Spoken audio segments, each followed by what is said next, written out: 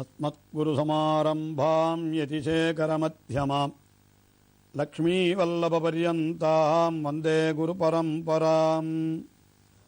ஆழ்வார்கள் வாழி அருளிச் செயல் வாழி தாழ்வாதுமில் குறவர்தாம் வாழி ஏழ்வாறுமுய்ய அவர்கள் உரைத்தவைகள்தாம் வாழி செய்யமறை தன்னுடனே சேர்ந்து.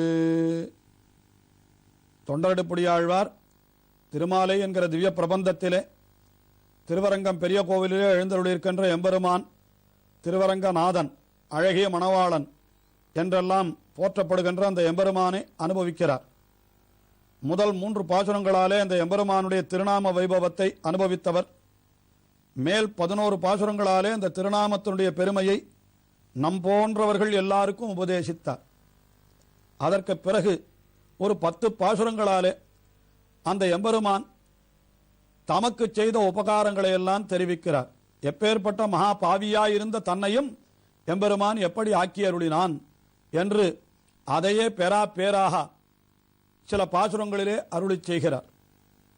அதிலே கீழே அந்த 15வது பாசுரத்திலே அந்த எம்பெருமான் அவன் எப்படிப்பட்டவன் என்றால் அத்வேஷம் என்கிறது மட்டும் இருந்தால் போரும், வெறுப்பு இன்மை, தன்னுடைய அழகாலே வசீகரித்துக் கொள்வான் என்று தெரிவித்தார். அப்படி வசீகரித்தது உண்டோ என்கிற கேள்விக்கு தம்மையே உதாரணமாக காட்டி மாதரார் கயற்கணன்னும் வலையுள்பட்டு அழுந்துவேனை போதரே என்று சொன்னான், தன்பால் ஆதரம் பெருக வைத்த அழகன் என்று 16வது பாசுரத்திலேயும் காட்டி அருளினார். அடுத்தபடியாக 17வது பாசுரத்திலே என்ன தெரிவிக்கிறார் என்றால், என்னுடைய நெஞ்சம் மிக வலிய நெஞ்சம், அப்படிப்பட்ட வலிய நெஞ்சத்தையும் கூட அவன் என்ன செய்தான், உருக்கி விட்டான். அதையும் கூட அதை வளைத்து விட்டான். வளைத்து என்ன செய்தான் என்றால் எனக்கு அனுகிரகம் செய்தான் என்று இப்படி அடுத்த பாசுரத்திலே தெரிவிக்கிறார். விரும்பினின் நேத்தமாட்டேன் விதியிலேன் மதியொன்னில்லை இரும்பு போல் வலிய நெஞ்சம் இறையிறை உருகும் வண்ணம் சுரும்பவர் சோலை கொண்டா அரங்கமா கோயில் கொண்டா கரும்பினை கண்டு கொண்டு என் கண்ணினை கழிக்குமாறே. நான் எப்படிப்பட்டவன் என்று முதலிலே தெரிவிக்கிறார். எம்பெருமானை விரும்பி நின்று ஏத்த மாட்டேன், எம்பெருமானையே விரும்பி நின்று அவனை அழகான ஸ்தோத்திரங்களாலே துதிக்கலாமே, அதையெல்லாம் நான் செய்யவே இல்லை என்கிறார். ஏத்த மாட்டேன் என்னால் நான் துதிக்காமலே இருந்து விட்டேன். அதாவது உலகத்திலே வேறு விஷயங்களை பேச என்றால் என்னுடைய நாவு எத்தனை நேரம் வேண்டுமானாலும் பேசுவதற்கு தயாராக இருக்கிறது. ஆனால் பகவானை பற்றி பேச என்றால் என்னுடைய நாக்கு எழவே மாட்டேன் என்கிறது என்று இப்படி என்றோ நான் போதை போக்கிக் கொண்டிருந்தேன். ஆக விரும்பி நின்று ஏத்த மாட்டேன், நானாக விரும்பி நின்று அந்த எம்பெருமானை துதிக்கவே மாட்டேன், அப்படி நான் இருந்தேன். அதற்கு என்ன காரணம் என்றால் என்னுடைய நெஞ்சம் அது எப்படிப்பட்ட நெஞ்சம் என்னால் இரும்பு போல் நெஞ்சம், என்னுடைய நெஞ்சு இரும்பு போன்ற நெஞ்சம் என்று தெரிவித்தார்.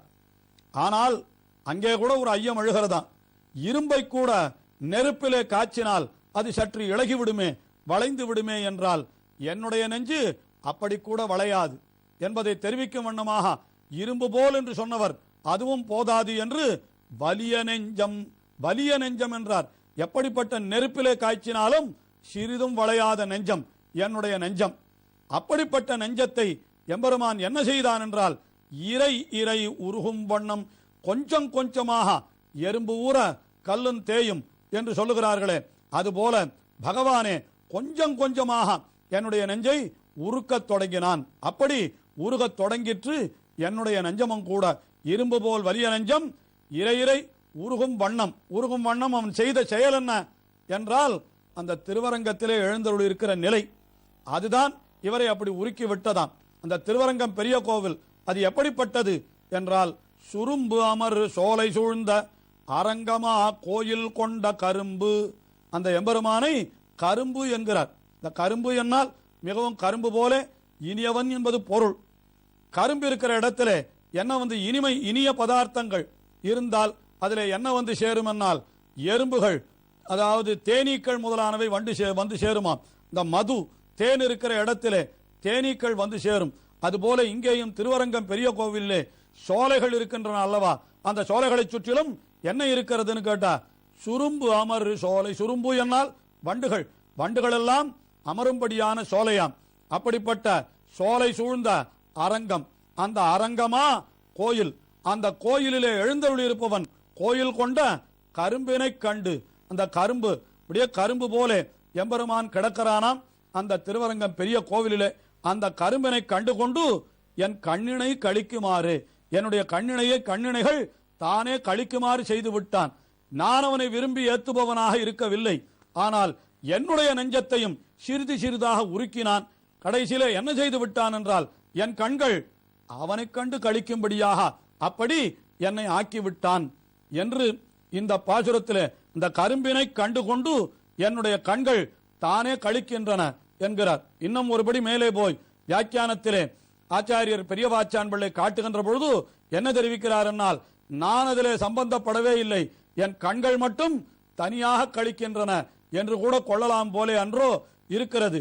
ராமனை பிரிந்த தசரதன் என்ன தெரிவித்தான் என்றால், ராமன் பின்னாலே சென்ற கண்கள் இன்னும் திரும்பவில்லை என்று தெரிவித்தானாம். அவன் கண்கள் மட்டும் தனியாக போகுமா என்றால், அப்படி அவனிடத்திலே அந்த தசரதனிடத்திலே ராமபிரானுக்கு அவ்வளவு அன்பு என்பது சொல்லப்படுகிறது.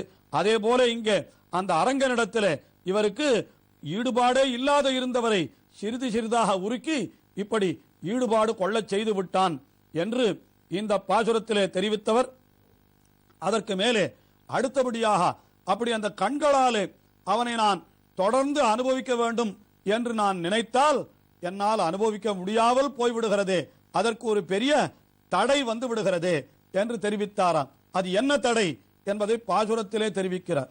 இனிதிரை திவலை மோதா எரியந்தன் பறவை மீதே தனி கிடந்தரசி செய்யம் தாமரை கண்ணன் எம்மான் கணீரந்தனை அதவ்வாய் கண்ணனை கண்ட கண்கள் பணியரம் முதிருமாலோ எந்தேகன் பாவியேனே. திருவரங்கம் பெரிய கோவிலிலே எம்பெருமான் சயனித்துக் கொண்டிருக்கிறான். எப்படி சயனித்துக் கொண்டிருக்கிறான் என்னால் அதை முதல் அடியிலே வர்ணிக்கிறார். இனிது திரை திவலை மோதா என்று காவிரி ஆறு அந்த திருவரங்கநாதன் சேவிக்க வேண்டும் என்று பெரிய மகிழ்ச்சியோடு ஆரவாரத்தோடு வருகிறதாம். அப்படி வருகிற பொழுது அந்த திருவரங்கம் பெரிய கோவிலுடைய இருபுறத்திலும் காவிரி ஓடுகிறது அல்லவா, அப்படி ஓடுகின்ற அந்த ஆறு அது என்ன செய்கிறது என்றால் அந்த திரையினுடைய திவலை மோத என்கிறார். அப்படியே அந்த எம்பெருமானுடைய திருவடிகளிலே வந்து அந்த காவிரி ஆற்றினுடைய அந்த அலைகள் எல்லாம் வந்து மோதுகிறதாம். பண்டை காலத்திலே கோவிலுக்கு மிக அருகிலேயே காவிரி ஓடிக்கொண்டிருந்தது என்றெல்லாம் சொல்லுகிறார்கள். கோவிலுக்கு உள்ளேயே கூட பல சமயம் வெள்ளங்கள் எல்லாம் வந்துவிடும் என்றெல்லாம் கூட சொல்லுகிறார்கள். அது ஒரு காலத்திலே காவிரியினுடைய நிலைமை அப்படி நமக்கு பெரிய பேராரவத்தோடு அப்படி வரும்படியாக இருந்த காலம் அது.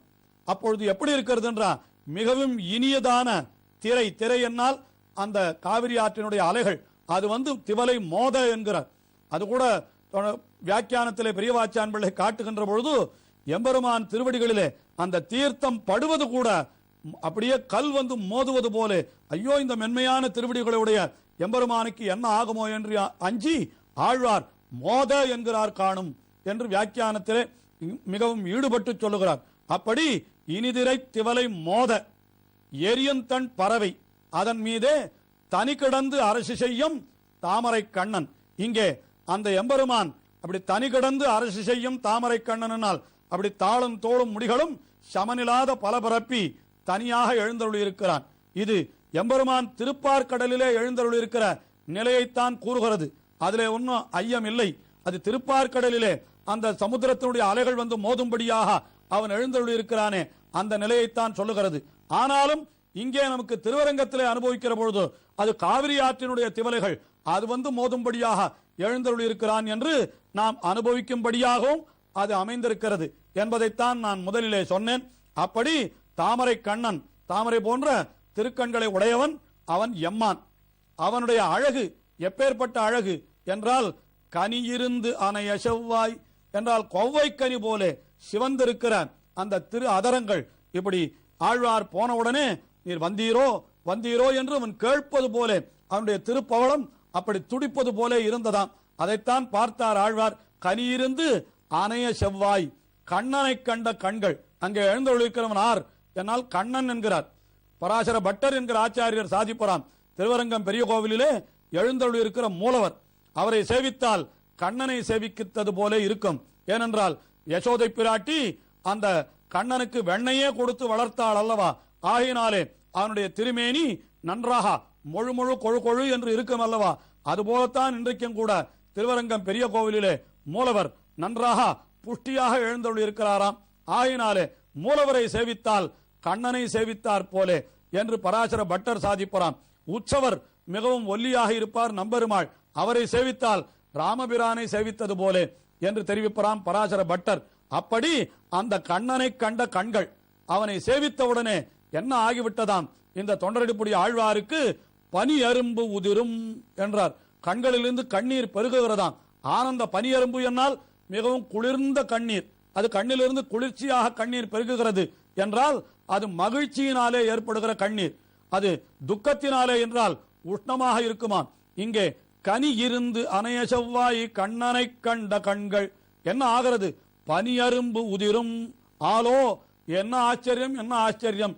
என் செய்கேன் பாவியேனே, நான் என்ன செய்வேன் பாவியேன்.